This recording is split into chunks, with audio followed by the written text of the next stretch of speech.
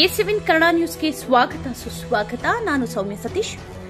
ಜನಪ್ರಿಯ ಶಾಸಕರು ಹಾಗೂ ಕರ್ನಾಟಕ ನಗರ ಮೂಲ ಸೌಕರ್ಯ ಅಭಿವೃದ್ಧಿ ಮತ್ತು ಹಣಕಾಸು ನಿಗಮ ಅಧ್ಯಕ್ಷರಾದ ಸನ್ಮಾನ್ಯ ಶ್ರೀ ಎಸ್ಎನ್ ನಾರಾಯಣಸ್ವಾಮಿ ಅಣ್ಣನವರು ಇಂದು ಕೋಲಾರ ಚಿಕ್ಕಬಳ್ಳಾಪುರ ಜಿಲ್ಲಾ ಸಹಕಾರ ಹಾಲು ಉತ್ಪಾದಕರ ಸಂಘಗಳ ಒಕ್ಕೂಟ ಬಂಗಾರಪೇಟೆಯ ಉಪಕಚೇರಿ ಶ್ರೀಮತಿ ಪ್ರಮೀಳಾ ಎಂವಿ ಕೃಷ್ಣಪ್ಪ ಭವನವನ್ನು ಉದ್ಘಾಟಿಸಿ ಮಾತನಾಡಿದರು.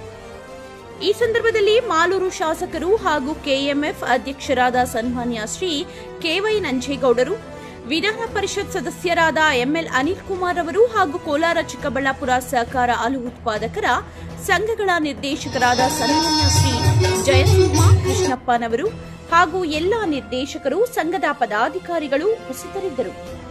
A7 ಕನ್ನಡ ನ್ಯೂಸ್ ವರದಿಗಾರರು ರೌನಕ್ ಅಲಿಖಾನ್, ಕೋಲಾರ. ಉದ್ಘಾಟನೆ ಮಾಡಿದ್ದೀವಿ. ಆ ಶಿಬಿರ ಕಚೇರಿ ಸುಮಾರು 3 ಕೋಟಿಯಲ್ಲಿ ಕಟ್ಟಡವನ್ನು ಉದ್ಘಾಟನೆ ಮಾಡಿ 3 ಕೋಟಿ ರೂಪಾಯಿಯಲ್ಲಿ ಆ ಶಿಬಿರ ಕಚೇರಿಗೆ ನಮ್ಮ ದೇಶದ ಕೇಂದ್ರದ ಮಾಜಿ ಮಂತ್ರಿಗಳು ಮತ್ತು ನಮ್ಮ ಕರ್ನಾಟಕದವರೇ ಆದ ಎಂಬಿ ಕೃಷ್ಣಪ್ಪನವರು ಅವರು ನಮ್ಮ ಒಕ್ಕೂಟಕ್ಕೆ ಮತ್ತು ಕೆಎಂಎಫ್ ನಂದಿನಿಗೆ ಅವ್ರದ್ದೇ ಆದ ಒಂದು ಹೆಸರನ್ನು ಮಾಡಿದಂಥವ್ರು. ಅವರು ಶ್ರೀಮತಿಯವರು ಪ್ರೇಮಿಳಮ್ಮನವರ ಹೆಸರಲ್ಲಿ ಪ್ರೇಮಿಳಮ್ಮ ಎಮ್ಮಿಕೆ ಕೃಷ್ಣಪ್ಪ ಅನ್ನೋ ಒಂದು ಹೆಸರನ್ನಿಟ್ಟು ಇವತ್ತು ಕಟ್ಟಡ ಉದ್ಘಾಟನೆ ಮಾಡಿದ್ವಿ. ಆ ಜೊತೆಗೆ ನಮ್ಮ ಒಕ್ಕೂಟ ಕೂಡ ಹಾಲು ಉತ್ಪಾದಕರ ಪರವಾಗಿ ಸುಮಾರು ಯೋಜನೆಗಳ ಕಾರ್ಯಕ್ರಮ.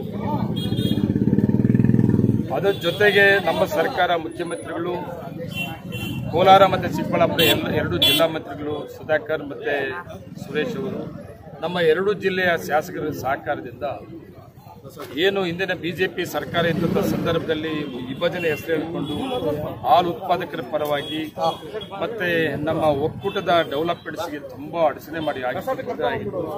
ಸರ್ಕಾರ ಬಂದು 1 ವರ್ಷದಲ್ಲಿ ಆ ವಿಭಜನೆ ಅನ್ನೋದನ್ನ ವಾಪಸ್ ತಗೊಂಡು ವಿಭಜನೆ ಮಾಡೋ ರೀತಿಯಲ್ಲಿ ಮಾಡದೇ ಇರೋದ್ರಿಂದ ವಿಭಜನೆ ಮಾಡೋದು ಗ್ಯಾರಂಟಿ.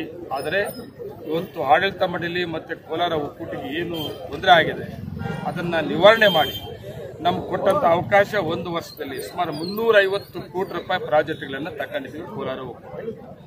ಅದು ಸೋಲಾರ್ ಪ್ಲಾಂಟ್ ಇಂಡಿಯಾದಲ್ಲಿ ಒಂದು milk union first time solar plant ಅನ್ನು ಇವತ್ತು 12 ಮೆಗಾವ್ಯಾಟ್ ಅಲ್ಲಿ ಮಾಡುತ್ತದ್ದು. ಸುಮಾರು 2 ಕೋಟಿ ರೂಪಾಯಿ ಒಂದು ತಿಂಗಳು ಕರೆಂಟ್ ಬಿಲ್ ಕಟ್ತಾ ಇದೆ. ನಮ್ಮ ಆಡಳಿತ ಮಂಡಳಿ ಸೋಲಾರ್ ಪ್ಲಾಂಟ್ ಅನ್ನು ತಗೊಂಡಂತದ್ದು ಇರ್ಬೋದು ಸುಮಾರು 70 ಕೋಟಿ. ಮತ್ತೆ ice cream plant, ice cream ತುಂಬಾ ಒಳ್ಳೆ ಲಾಭದಾಯಕವಾದ ಒಂದು ಇದು, ಅದನ್ನ ಬೇರೆ ಒಕ್ಕೂಟಗಳಿಗೆ ಕೊಡ್ತಾ ಇರಲಿಲ್ಲ. ಮೊದಲೆಲ್ಲ ಹಾಸನ ಮತ್ತು ಬೆಂಗಳೂರಲ್ಲಿ ಇರ್ತಾ ಇತ್ತು. ಸರ್ಕಾರ ಮುಖ್ಯಮಂತ್ರಿಗಳು ಮಂತ್ರಿಗಳ ಸಹಕಾರದಿಂದ ಐಸ್ ಕ್ರೀಮ್ ಪ್ಲಾಂಟ್ ಅನ್ನ ನಾವು ಚಿಂತಾಮಣಿಯಲ್ಲಿ ಮಾಡಬೇಕು ಅಂತ ತೀರ್ಮಾನ ತಗೊಂಡಿದ್ದು, ಅದಕ್ಕೆ ಕ್ಲಿಯರೆನ್ಸ್ ಕೊಟ್ಟಿದ್ದು, ಅದನ್ನು ಪ್ರಾರಂಭ ಮಾಡಿದ್ದು. ಎಂಇಕೆ ಕೃಷ್ಣಪ್ಪನವರ ಹೆಸರಲ್ಲಿ, ಅವರ ಹೆಸರಲ್ಲಿ ನಮ್ಮ ಜಿಲ್ಲೆಯಲ್ಲಿ ನಮ್ಮ ಜಿಲ್ಲೆಯವರೇ ಆಗಿದ್ದರಿಂದ ಅವರ ಹೆಸರನ್ನಿಟ್ಟು ಡೈರಿ ಮಾಡಬೇಕು. ಸುಮಾರು 220 ಕೋಟಿಯಲ್ಲಿ ಎಂಇಕೆ ಗೋಲ್ಡನ್ ಡೈರಿಯನ್ನು ಮಾಡ್ತಾ ಇರೋದು. ಸುಮಾರು 350 ಕೋಟಿಯಲ್ಲಿ ನಾವು ಪ್ರಾಜೆಕ್ಟ್ 3 ಪ್ರಾಜೆಕ್ಟ್ ತಗೊಂಡಿದ್ವಿ. 3 ಪ್ರಾಜೆಕ್ಟ್ಗಳು ವರ್ಕ್ ಸ್ಟಾರ್ಟ್ ಆಗಿದೆ. ಅದು 350 ಕೋಟಿಗೆ ನಾವು ಸರ್ಕಾರ ನಾವು ದುಡ್ಡು ಕೇಳಿಲ್ಲ, ನಾವು ಸಾಲಕ್ಕೂ ಹೋಗ್ತಾ ಇಲ್ಲ. ನಮ್ಮಲ್ಲೇ 250 ಕೋಟಿ ರೂಪಾಯಿ ಡೆವಲಪ್ಮೆಂಟ್ಸ್ ಫಂಡ್ ಅಂತ ಏನು ನಾವು ಆಡಳಿತ ಮಾಡಲು ತೀರ್ಮಾನ ತಗೊಂಡಿತ್ತು, ಇವತ್ತು ಸುಮಾರು 250 ಕೋಟಿ ಡಿಪಾಸಿಟ್ ಇದೆ. ಅದ್ರ ಜೊತೆಗೆ ಇವತ್ತು ಅತಿ ಹೆಚ್ಚಿನ ಹಾಲು ಬರ್ತಾ ಇದೆ. ಸುಮಾರು 12.5 ಲಕ್ಷ ಲೀಟರ್ ಪ್ರತಿ ದಿವಸ ಬರ್ತಾ ಇದೆ. ನಮ್ಮ ಆಡಳಿತ ಮಂಡಳಿ ತಗೊಂಡಂಥ ತೀರ್ಮಾನ ಹಾಲು ಉತ್ಪಾದಕರಿಗೆ ಅತಿ ಹೆಚ್ಚಿನ ರೇಟ್ ಕೊಡೋದು. ಇವತ್ತು ಕರ್ನಾಟಕ ರಾಜ್ಯದಲ್ಲಿ 14 ಒಕ್ಕೂಟದಲ್ಲಿ ನಾವೇ ಅತಿ ಹೆಚ್ಚಿನ ಹಾಲು ರೇಟ್ ಕೊಡ್ತಾ ಇದ್ದೀವಿ. ಅದ್ರ ಜೊತೆಗೆ ಡೆವಲಪ್ಮೆಂಟ್ಸ್ಗೆ ಪ್ರತಿ ಲೀಟರ್ಗೆ 1 ರೂಪಾಯಿ ತೆಗೆಯೋದು ಅಂತ ಅವತ್ತು ಏನು ತೀರ್ಮಾನ ತಗೊಂಡ್ರು, ಇವತ್ತು ಅದೇ ತೀರ್ಮಾನದಿಂದ 250 ಕೋಟಿ ಏನಿದ್ರು ಇವತ್ತು ಕೂಡ 12.5 ಲಕ್ಷ ಲೀಟರ್ ಪ್ರತಿ ಇದೆ. ಇವತ್ತು ಅಂದರೆ ಪ್ರತಿ ಡೇ 12.5 ಲಕ್ಷ ಅದು ಆ ಕೋಟಿಗೆ ಅಡ್ಜಸ್ಟ್ ಆಗ್ತಾ ಇದೆ. 350 ಕೋಟಿ 1 ವರ್ಷದಲ್ಲಿ ಪ್ರಾಜೆಕ್ಟ್ ಆದರೆ ನನ್ನ ಪ್ರಕಾರ 45-50 ಕೋಟಿ ಕೂಡ ಸಾಲಿಗೆ ಹೋಗ್ತೀವಿ ಅಲ್ಲ ನಾವು.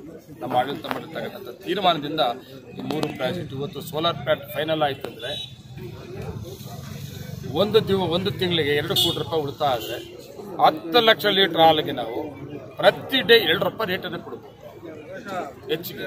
ನಮ್ಮ ಒಕ್ಕೂಟದಿಂದ 2 ರೂಪಾಯಿ ರೇಟ್ ಇಂಥ ಯೋಜನೆಗಳ ಕಾರ್ಯಕ್ರಮಗಳು ಒಳ್ಳೆ ಯೋಜನೆಗಳು ತಗೊಂಡಿದ್ವಿ.